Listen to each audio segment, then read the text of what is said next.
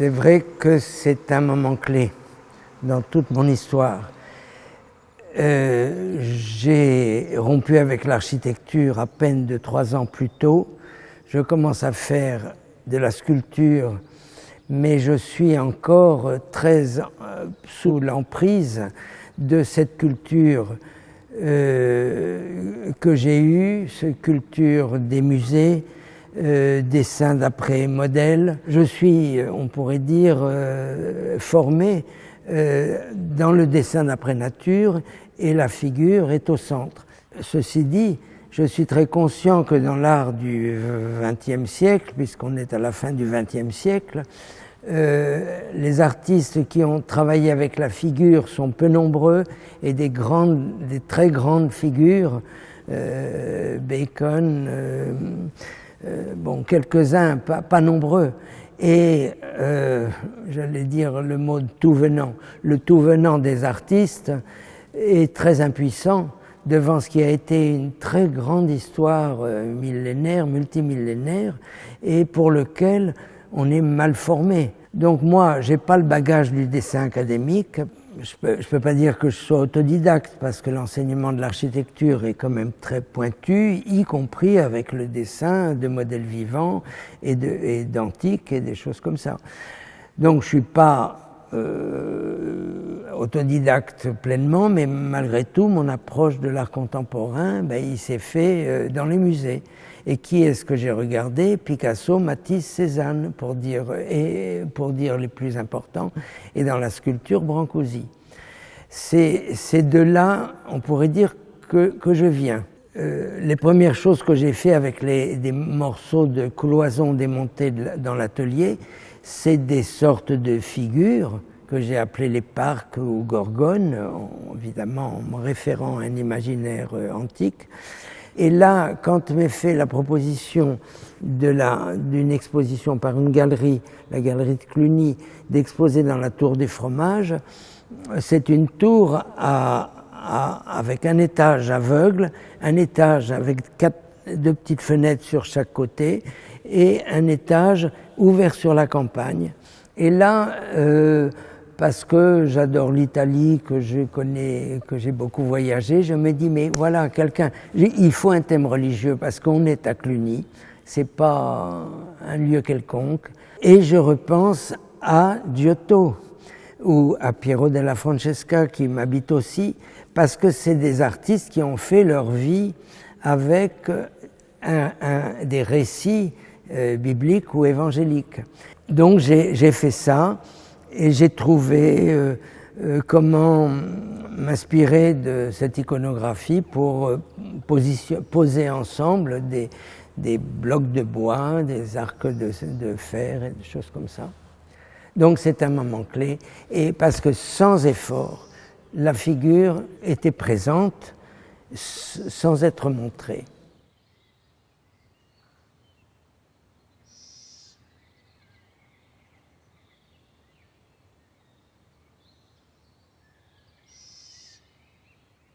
J'étais un enfant timide et réservé, d'une famille nombreuse.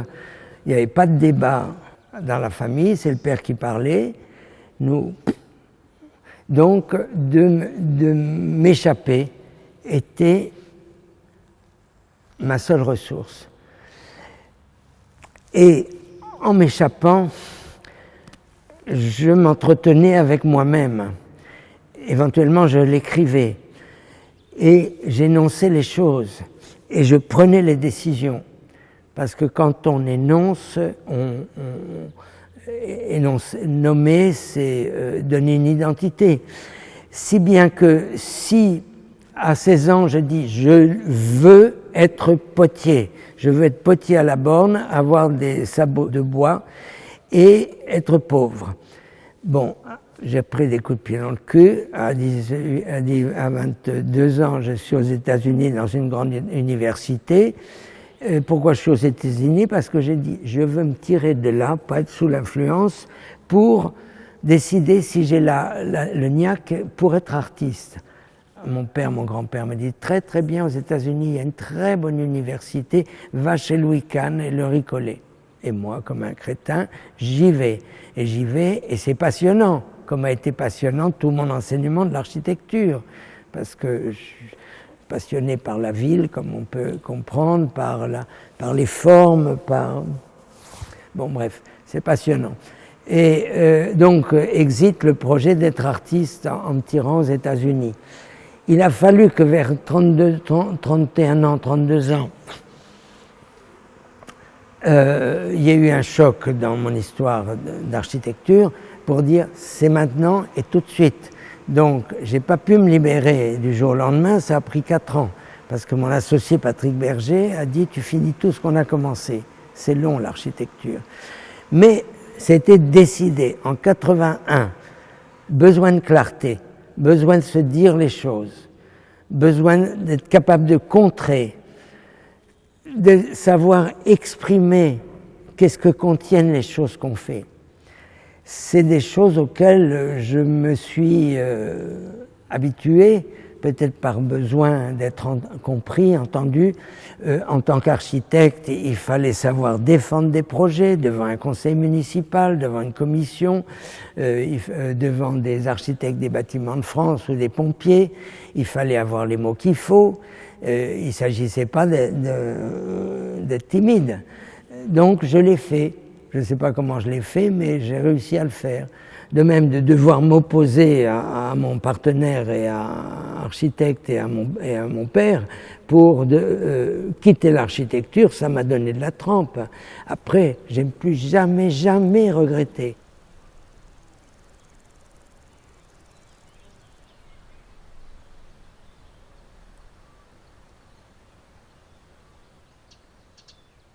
Je me méfie de l'ornementation et de la prolifération, comme je me méfie non plus des vocations naturalistes trop explicites. Quand le fondeur m'a dit vous voulez faire, voilà j'ai une bonne solution pour vous, faites fondre des branches que vous choisissez et puis vous les réassemblez après. Bon.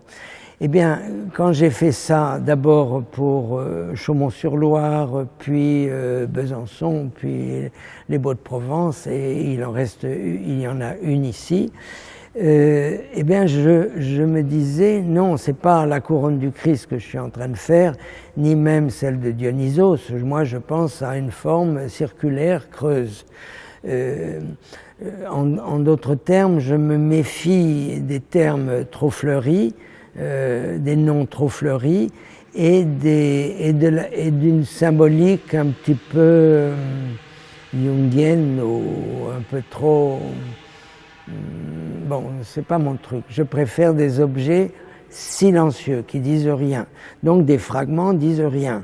Mais ils ont en effet une géométrie simple qui autorise d'en faire des composants, des assemblages. Parce que je suis pas si loin de... J'ai lu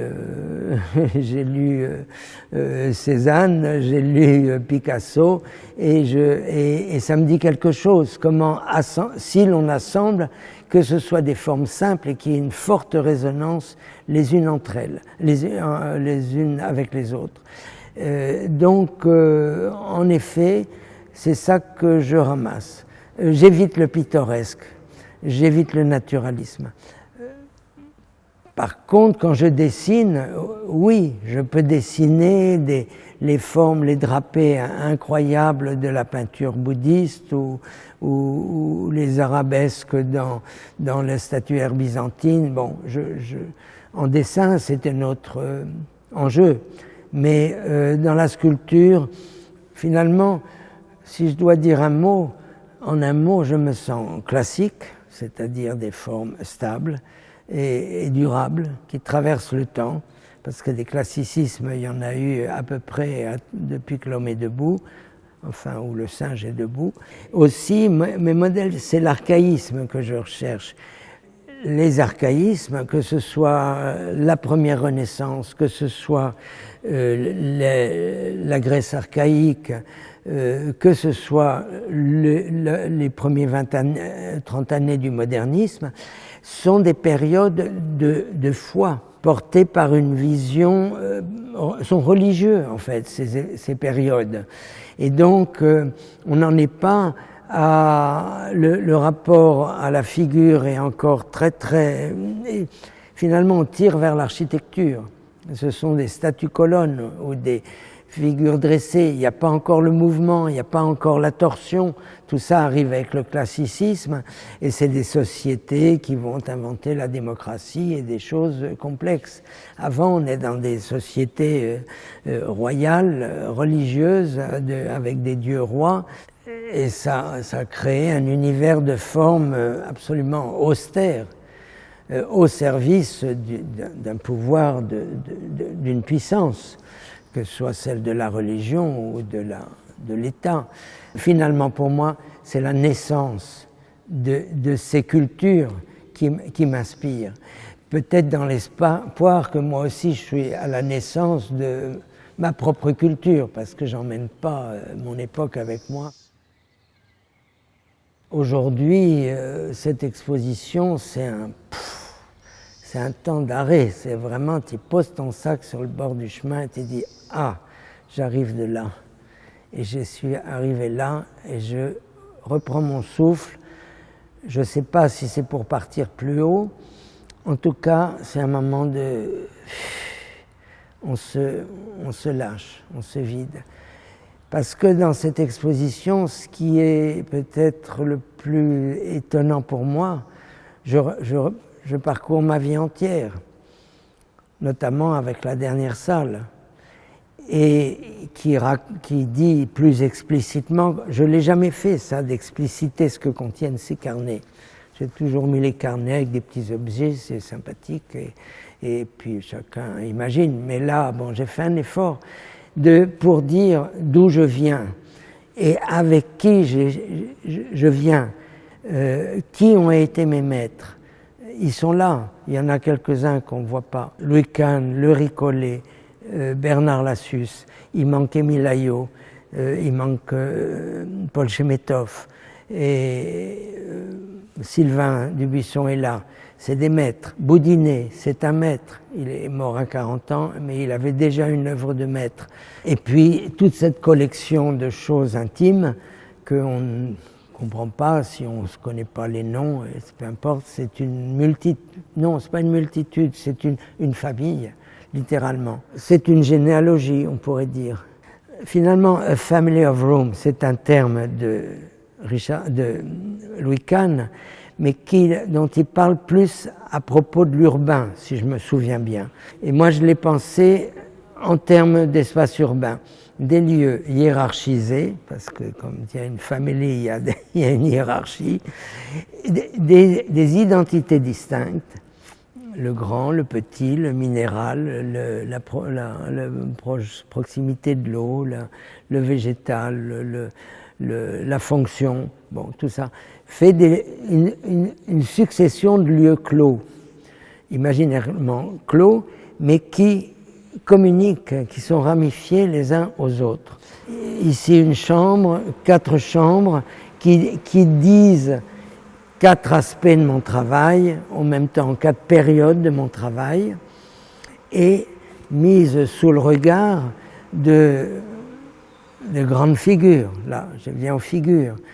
Shimon Antai avec cette Mariale qui regarde mes 2 sculptures à Giotto, Judith Reigl qui regarde ces dessins noirs et blancs, et je dis dans le petit texte, elle contemple ce désastre, parce que quand je fais les choses, c'est à la fois techniquement la pagaille et je suis pas sûr de ce que je fais. Bon, jusqu'à ce que ce soit fini, on n'est pas sûr de ce qu'on fait.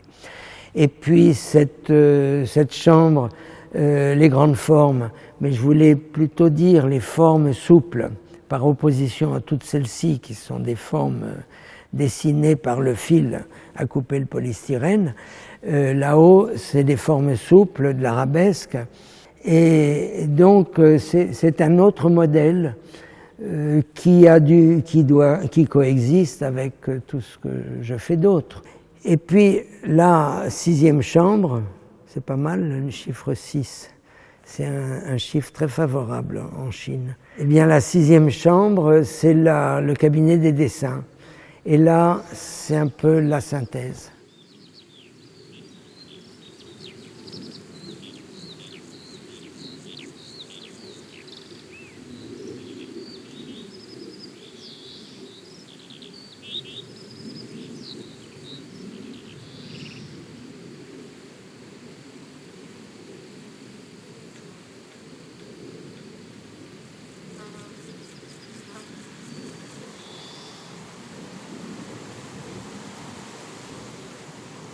Et la présence des jeunes gens, si tu veux, j'étais comblé pendant le vernissage.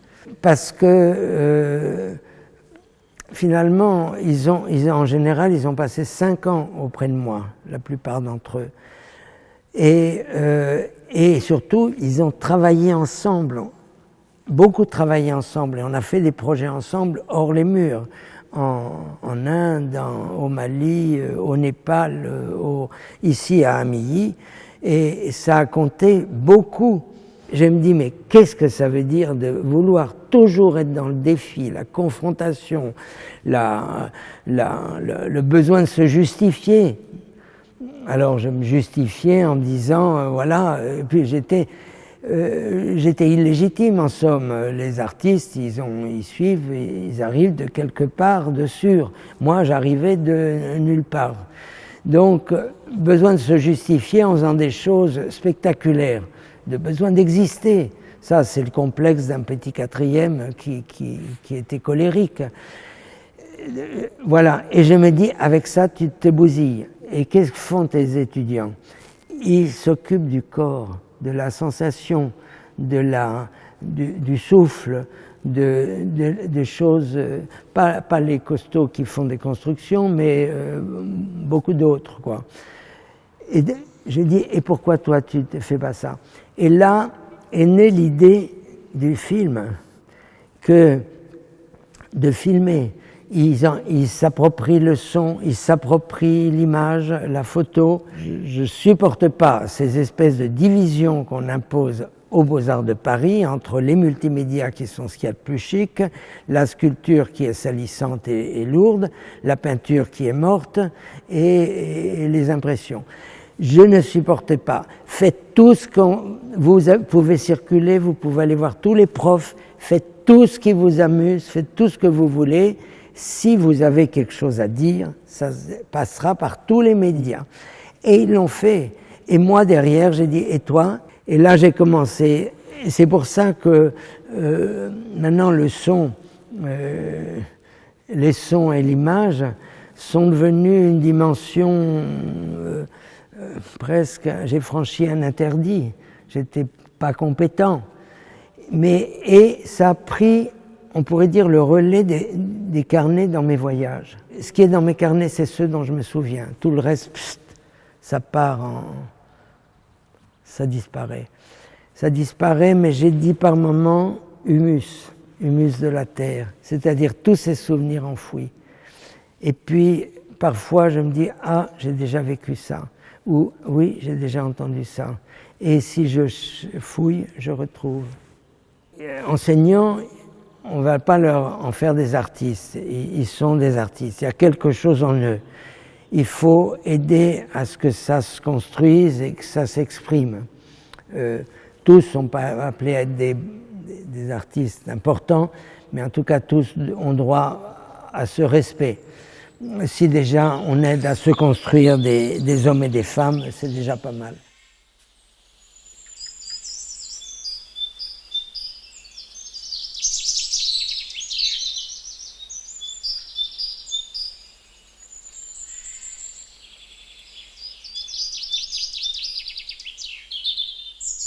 Moi, je peux donner l'illusion d'un certain accomplissement ou d'une certaine paix intérieure. Je pense que là, je ne suis pas exceptionnel, tout le monde est pareil. C'est une alternance d'angoisse de l'époque, et Dieu sait si on a les raisons d'être angoissé.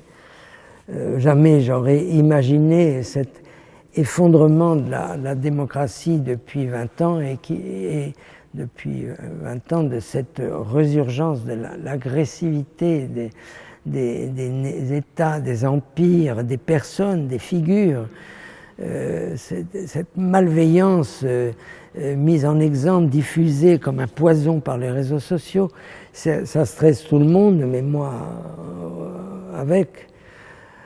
Finalement, notre film qu'on passera ce soir, Les 7 promenades avec Mark Brown, qui a une résonance pour nous incompréhensible. On croyait qu'on faisait un travail entre amis qui était beau, qui avait du sens scientifique. Jamais on n'aurait imaginé à quel point ça dégage de l'émotion, que en Europe, aux États-Unis et partout, que les gens sont touchés à la fois par ce que c'est comme film, c'est-à-dire une partie numérique qui raconte tout